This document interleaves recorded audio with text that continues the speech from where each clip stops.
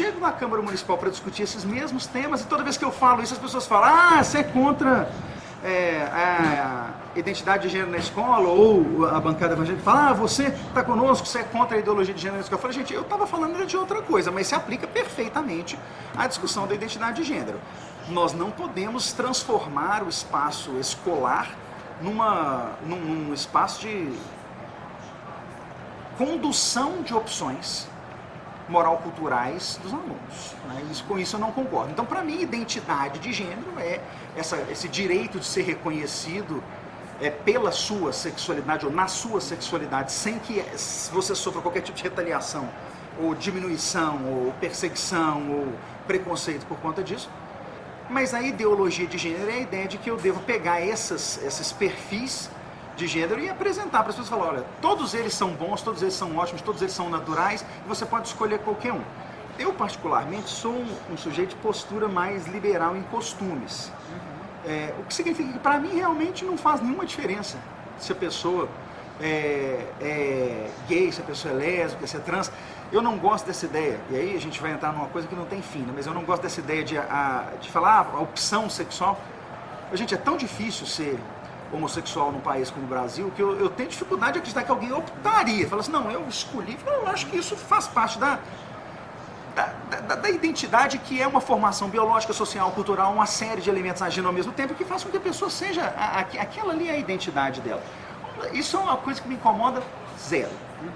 Mas então, para um filho meu, se eu tivesse a oportunidade, como alguns colegas agora estão fazendo, falar: olha, nós vamos ter uma disciplina que trata de identidade de gênero. Você autoriza seu filho a frequentar? Eu autorizaria um filho meu a frequentar. Mas eu acho que essa decisão é dos pais. Se o pai achar que o filho dele não deve frequentar, ele não vai frequentar. O que não significa tolerar nenhum tipo de comportamento preconceituoso ou discriminatório por parte desses alunos que não estejam nessas cadeiras.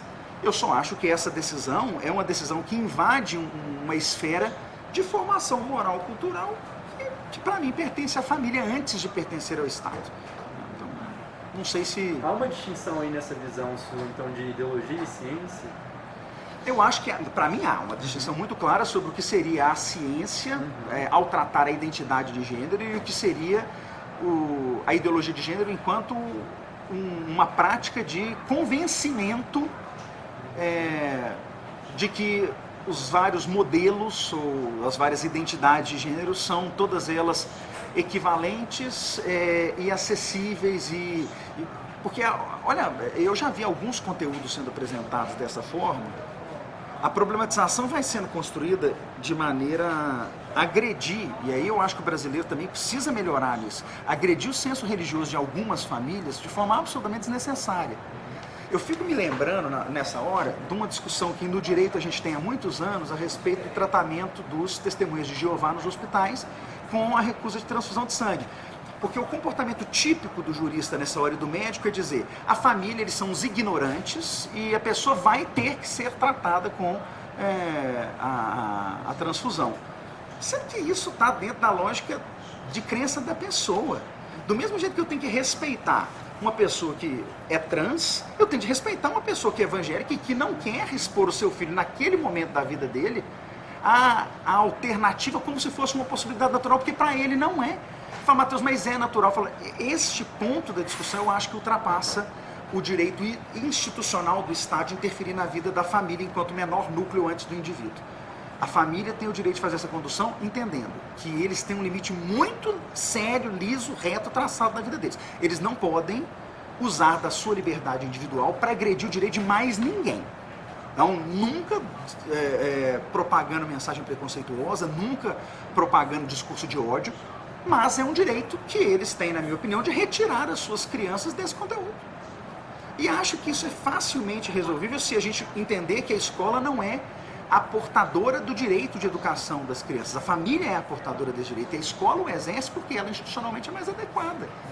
Porque ela tem estrutura, porque ela tem recursos, porque ela tem dinheiro, porque ela tem gente formada, treinada. Mas essa competência é uma competência da família.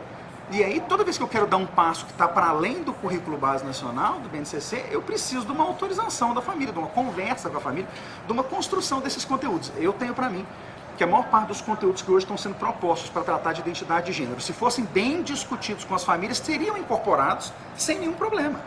Porque as pessoas perceberiam que não é aquilo que elas estão imaginando. Eu vi uma discussão aqui muito esquisita no plenário uma vez, de duas pessoas discutindo, uma da esquerda e uma da bancada evangélica, e a discussão era: você está querendo transformar em gays todos os nossos filhos. Que é um negócio assim que você ouve e fala: eu não estou crendo que isso está sendo dito. E o outro virou e respondeu: é porque você só quer formar pastorzinho na escola. Gente, sinceramente, a escola não pode ser espaço para nenhuma dessas duas ideias. Só que eu acho que no fundo nenhum dos dois grupos quer isso. Não é possível que eles queiram, pelo menos as pessoas que estão na rua não querem. Eventualmente alguém que está aqui dentro pode até imaginar isso, mas a gente precisa melhorar esse diálogo e construir isso em conjunto e não imposto. Eu sou absolutamente contrário a qualquer lei, norma que tente impor ao aluno, à família, que ela vai se submeter a esses conteúdos que são de caráter cultural, moral. Do mesmo jeito que eu sou contra falar que esses assuntos não podem ser discutidos com os pais. Eles podem. E se os pais autorizarem, vão ser conduzidos da forma como foi negociado com os pais. É uma construção muito melhor. A gente trazer a família para dentro da escola é muito melhor do que achar que a gente vai arrancar a criança de dentro da família e formar um outro indivíduo que é dissociado da realidade onde ele está encontrado. Isso vai ser só um motivo de sofrimento. Ele não vai se desenquadrar da família e ele começa a ter ali um choque contínuo do conteúdo que é apresentado para ele e da realidade que ele vive em casa, quando na verdade a gente precisava tentar era formar uma integração, né? Dar uma certa sinergia para essas duas forças educativas que são a família de um lado e a escola do outro. Seu partido tem um posicionamento sobre o tema, Matheus? Não tem um posicionamento, não tem questão fechada sobre o tema. Nós, em várias oportunidades, eu digo os eleitos e os membros do partido já tivemos a oportunidade de dizer que o Escola Sem Partido Nacional não conta com o apoio do partido, porque ele criminaliza algumas condutas, ele mete o Ministério Público no meio disso, ele fala de denúncias, é um negócio assim muito... Ele estimula a delação premiada de aluno, então assim, ele é um texto muito exagerado. Agora, no entanto, o Escola Sem Partido Municipal, que não tem essas condições, não tem um mecanismo de delação, eu e vários outros membros do partido entendem que se nós retirarmos da proposta municipal, que são todas iguais, né, porque vem de um modelo federal, se a gente retirar a maior parte do texto do artigo 2º, o artigo 2º, ele, no texto, não sei se você teve acesso a ele, mas ele é um artigo preconceituoso. A forma como ele apresenta a questão da identidade de gênero é preconceituosa, porque ele escreve em 10 linhas o que você podia falar em 2. E aí começa a tomar um tom equivocado. Para mim, a discussão fica equivocada. Então, se você conseguir limpar o artigo 2º para que ele não tenha esse conteúdo preconceituoso que para mim está ali, e talvez tirar os cartazes, porque eu nunca ouvi falar, é uma posição muito minha, assim, eu nunca ouvi falar que cartaz mudou nada. Nada. Você falar, não pôs um cartaz lá que não pode entrar no elevador se não olhar se ele está dentro. Eu nunca ouvi falar que uma pessoa deixou de morrer porque viu a placa do lado de fora. Agora voltaram aqui de um cartaz que era não entre em caso de incêndio, né? Porque se não tiver o cartaz, a tendência da pessoa é entrar dentro do prédio que está pegando fogo. Não acho que um cartaz dizendo seu professor não pode doutrinar dentro da sala, não vai mudar nada. Mas o recado do texto que está proposto nos municípios, que é: escola não é espaço de doutrinação, o professor não pode usar aquele espaço, o direito de cátedra dele, para formar alunos ao seu critério pessoal. Eu acho que isso é uma mensagem positiva, até para que o professor tenha o dever de reflexão contínua.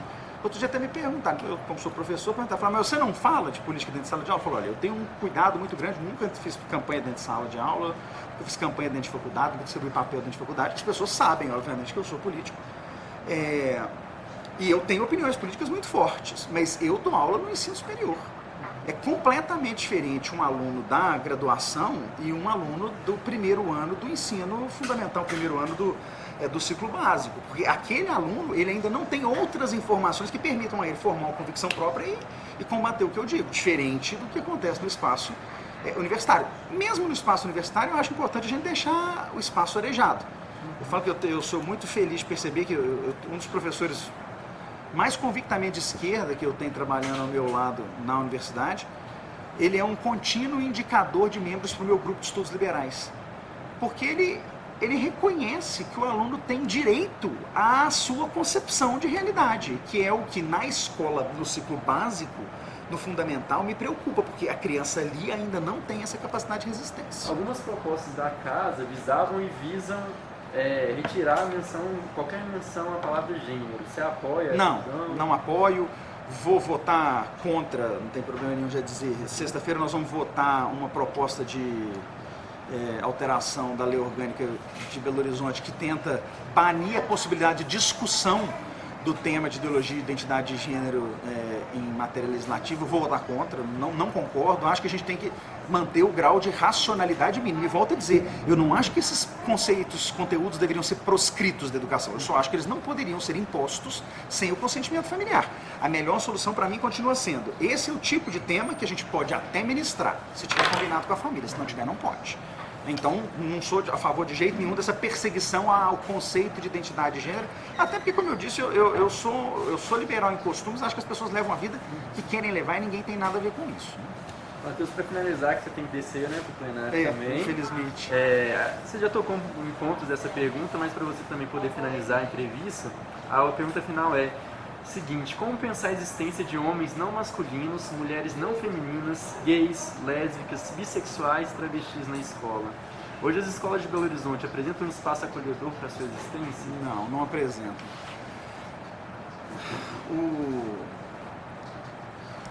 O brasileiro não é um povo habituado a conviver com a decisão do outro, a opção do outro. Basta ver a radicalização que nós vemos nos últimos anos a respeito de quem acha que a esquerda tem razão e quem acha que o Estado é grande demais, que ele precisava diminuir. Ou seja, é um clima de guerra, porque aquela crença de que aquele que não acredita naquilo que eu acredito é uma pessoa que deva ser exterminada. Esse é um conceito que se propagou muito durante o período da ditadura militar no Brasil, mas que também foi muito incrementado durante os anos do governo Lula. Essa ideia de que eu vivo uma luta de classes constante, de que não é possível ficar livre dessa luta e de que as pessoas que não são como eu são as minhas inimigas. Eu, como liberal, sou contra cotas, exatamente porque para mim as cotas reforçam essa ideia de que nós não vivemos em comunidade, nós vivemos em pequenos grupos menores do que a comunidade que guerreiam o tempo todo dentro do espaço comunitário para crescerem e se tornarem grupos hegemônicos. Então, eu acho que se a gente conseguisse lembrar que o nosso espaço é o do indivíduo, que nós não deveríamos transcender esse espaço individual, senão naquilo que é necessário para as nossas relações sociais de troca, e as nossas relações sociais afetivas, elas são medidas com quem a gente quer e não com quem mandam a gente manter. Então, assim, eu não sou obrigado a ser gay, nem a ter amigos gays, mas eu não tenho direito de me imiscuir na decisão do outro, ou na vida do outro, de ter amigos gays, de ser gay, de viver uma relação gay, de ter filhos nessa situação. Isso não é um problema meu. Então, acho que se a gente conseguisse começar a reconhecer que o indivíduo é a célula essencial da sociedade e que isso significa que cada um de nós tem uma existência que não deveria contaminar, prejudicar, interferir na esfera de existência do outro, a gente teria uma sociedade mais aberta para essas várias manifestações sexuais, religiosas, políticas, ideológicas, econômicas, porque isso vale para tudo no final das contas. Então, eu acho que nós, infelizmente, nós vivemos uma sociedade de ódio, de intolerância, e uma intolerância que para mim está ligada a essa ideia de que eu devo reforçar os pequenos grupos e que o reforço dos pequenos grupos, aí os militares reforçam os militares. Aí a gente forma um grupo dos gays, lésbicas e transexuais e a gente começa a separar as pessoas da sociedade. Para mim, o pior serviço que nós tivemos para aceitação das diferenças nos últimos anos no Brasil foi a organização das minorias enquanto forças de luta contra aquilo que parece ser hegemonia, de forma de tentar inverter essa lógica. E isso não vai acabar nunca, gente. E não vai acabar bem. Historicamente, todos os lugares em que isso aconteceu levou a ódio, guerra, morte, destruição. Então, assim, para quê? Por que a gente não reconhece que cada um tem direito de conduzir